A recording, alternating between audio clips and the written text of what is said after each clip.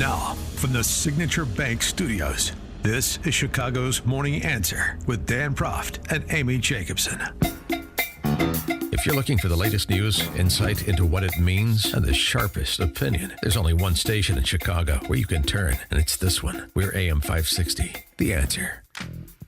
Top of the morning, Dan and Amy. Look, it's not a World Economic Forum without the Kerrys until, even though John Kerry is sporting a bit of a long face these days because he had to leave his post as eco-czar. He was there.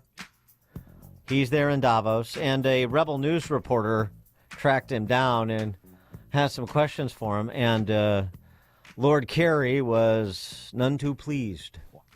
What's the carbon footprint of these events every single year that you come here? You think it's worth it?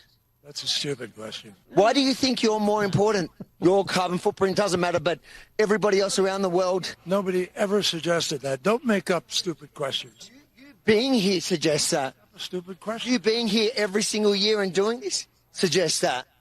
And I have done a huge amount. Yeah, he has. He's done a huge amount of something or another. He's bringing Teresa's ketchup around, make sure that everybody's fully stocked. His daughter also made an appearance. Oh, so is she going to take over for her father eventually? Maybe. Sure. The eco-czar in waiting. Her John Kerry's daughter, Vanessa, she's just as apocalyptic as he is, runs in the family. I cannot think of a topic more urgent, actually, than the intersection of climate change and health. And I apologize that my back is to some folks. The climate crisis is a health crisis, fundamentally. And that actually means it is a crisis, therefore, also of our stability, our security, our economic growth, and our fundamental future as a globe. When we think about it, health is fundamental to everything that we are trying to do. A country like Zambia is now shutting down its schools because of a cholera outbreak that is from increased rainfall. Malaria is spreading in areas where it's been eradicated or removed in many of these countries. We are losing progress against our sustainable development goals. We have put billions of dollars towards. You know what it sounds like?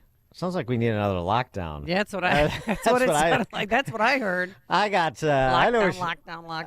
I hear what you're saying, Vanessa. All right, lock her down. Remote learning, let's go. Well, and don't forget, we've got food sources.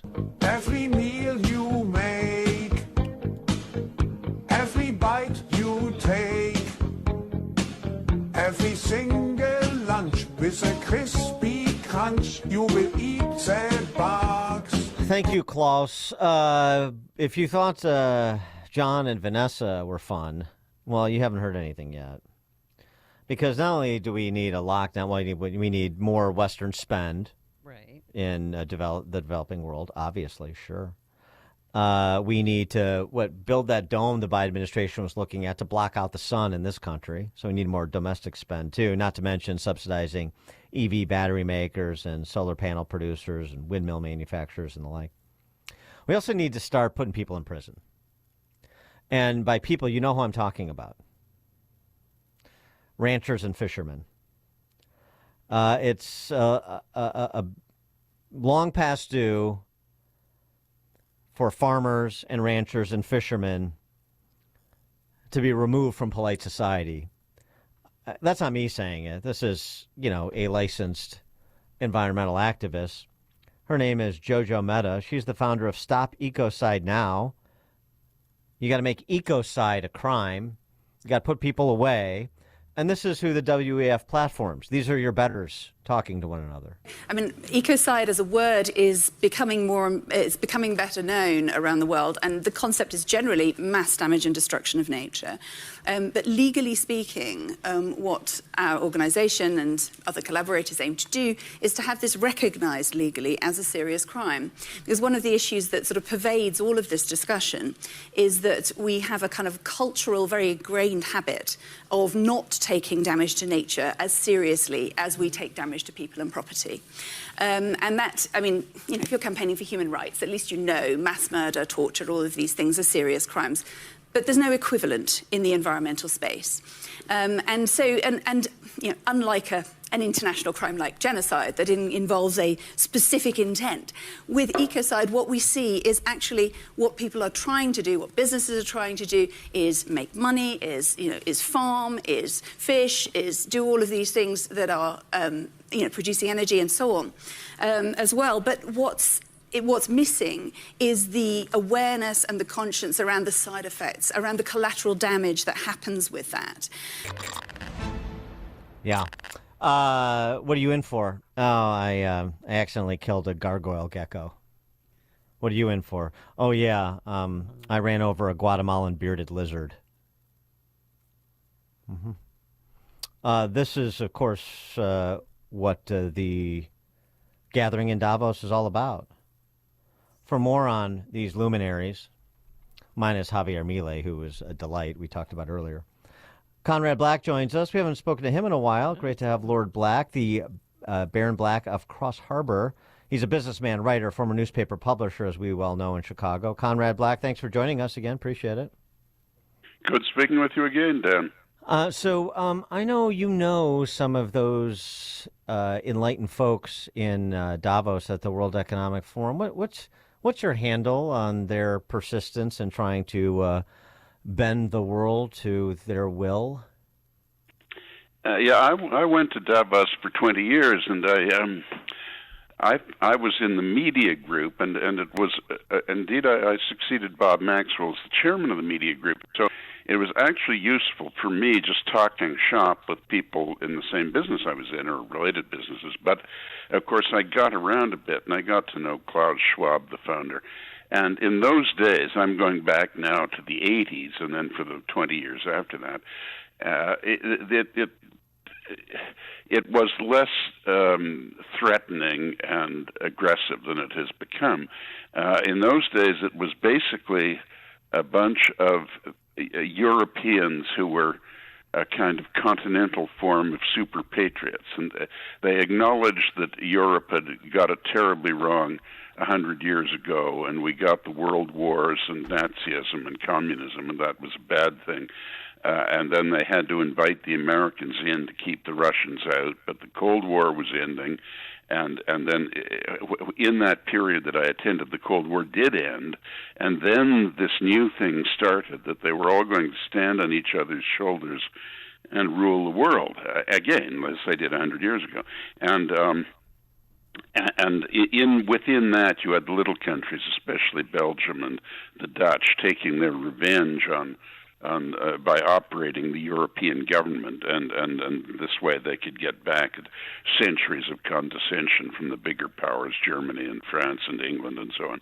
And but then it was taken over, as so much of our society was, by this new post-Cold War wave, where showing a talented improvisation we would never have guessed they possessed, the international left, after being completely defeated in the Cold War, bloodlessly, climbed onto the environmental bandwagon. It was really just a bunch of conservationists. I mean, legitimate, if tedious conservationists, like, Greenpeace, who'd come out and harass American aircraft carriers and things like this, but a legitimate conservationists and butterfly collectors and bird watchers and so on, they pushed them aside, took over the environmental bandwagon, and turned it into a battering ram against capitalism in the name of saving the planet.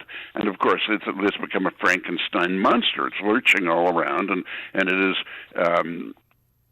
festooned with absolute hypocrites like John Kerry, who not only behaves like a wealthy man, he's only a wealthy man through a combination of marriage and the tragic death of his predecessor, his husband, to Mrs. Hines, and so we have this astonishing and virulent, to put it in Miss Kerry's health terms, contagion, this pandemic of utter hypocrisy and nonsense that is really the left trying to squeeze capitalism again, having failed to do so at the political level. Well, that was essentially the message that Milei delivered in part, which was a sort of a remarkable very moment. refreshing. But I'm you know, and I don't the audience seemed like a bit bewildered after getting a 23-minute tongue lashing from the new Argentinian president, and sort of politely clapped and tried to scurry him off stage and pretend that didn't happen as quickly as possible. Yeah, well, it was like when President Trump addressed them, and basically said what they were saying was a lot of nonsense, and the United States would have nothing to do with it apart from the plan to plant more trees. He was all for that, but the rest of it was bunk, and Well, what did you make of what Jamie Dimon said yesterday when basically he told Democrats to grow up and be careful about using the term MAGA with a negative connotation? I agree with him, but I've got to say, to take a quote from Schiller, late you come, but still you come. I mean, he was one of the real cheerleaders of the whole Obama thing. He was an Obama groupie, and but he's a capable banker. There's no doubt about that, and he's in an influential position. And so we accept the grace of conversion in politics as elsewhere. So yeah, I applaud him for it. Well, is it conversion or is it?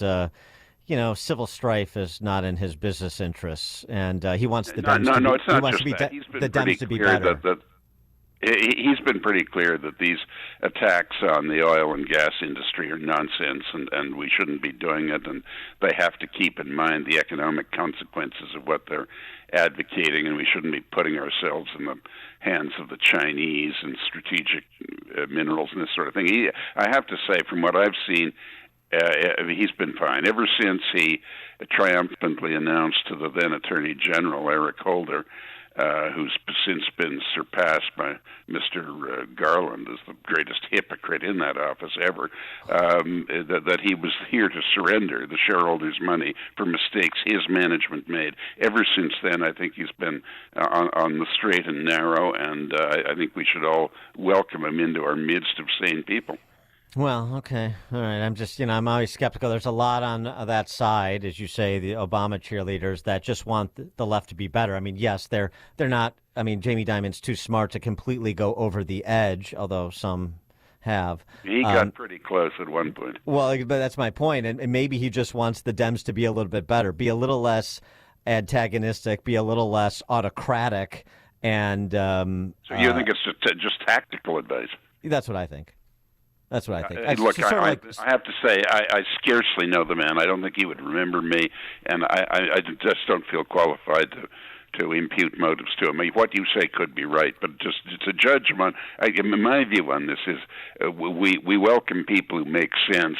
We can look into their motives later. Yeah, okay. And that's a win for us, because that guy was a real enemy from the standpoint of common sense and sensible politics 10 or 12 years ago. That's a fair point. So give us your handle on where you think this presidential race, I mean, you have a great sort of historical perspective on these sorts of moments, and this is an unprecedented one in America. What's your handle on where this country goes in the next 10 months? I think it goes to Trump. I think it will be seen as a great a seminal point in the success and revitalization of American democracy, when the dust settles and cant and emotionalism subside, and people can see that more people in the country are alarmed at the corruption of the justice system and the use of the prosecution system as a method of eliminating political opponents, than they are upset at the thought of a return to office of Donald Trump.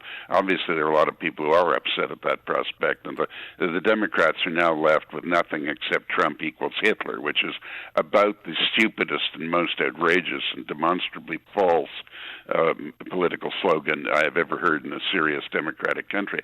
But I mean, we're comparing him to a man who plunged the world into war and sent 12 million people, totally innocent people by normal criteria, to death camps and incinerated them. I mean, this is just insane. But I think that the problem they've got is not only that they have so horribly mismanaged every single policy area, and have a completely implausible leader that they appear to be, going into the valley of political death with, but the Trump haters hate isn't there anymore. The Trump the people hated, some people, what was a somewhat garish, boorish, boastful man that they thought of as a bully and an insufficiently distinguished person to be president.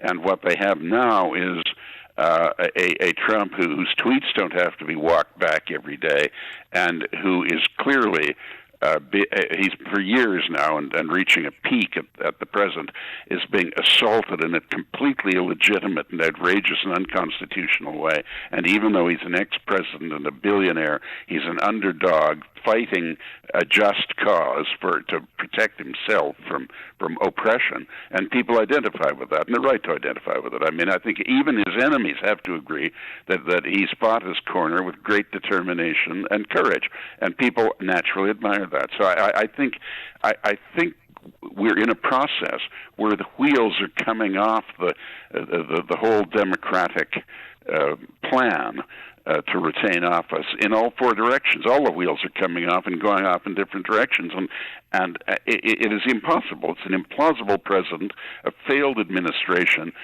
a charge, Trump equals Hitler, that no sane person with an IQ in at least double figures could agree with, and it won't fly. He is Conrad Black, Lord Black, Baron Black of Cross Harbor. I want to be a lord. How do I get that? Look, that title, it's a grand thing, but it's it helps you get a dinner reservation in London. But that and the correct fare get me on the public transit system in Chicago. He's also a businessman, writer, former newspaper publisher. He's got a new book I need to mention: The Political and Strategic History of the World, Volume 1, From Antiquity to the Caesars, 14 A.D. Always great to talk to you, Conrad Black. Thanks so much. Oh, thank you, Dan. Thank you, too. And he joined us on our turnkey.pro answer line. The stories you need to know to start your day. This is Chicago's Morning Answer on AM 560. The Answer. Hey, to social engineering and leftist corporations, do they make you feel like we're kind of living in the twilight zone?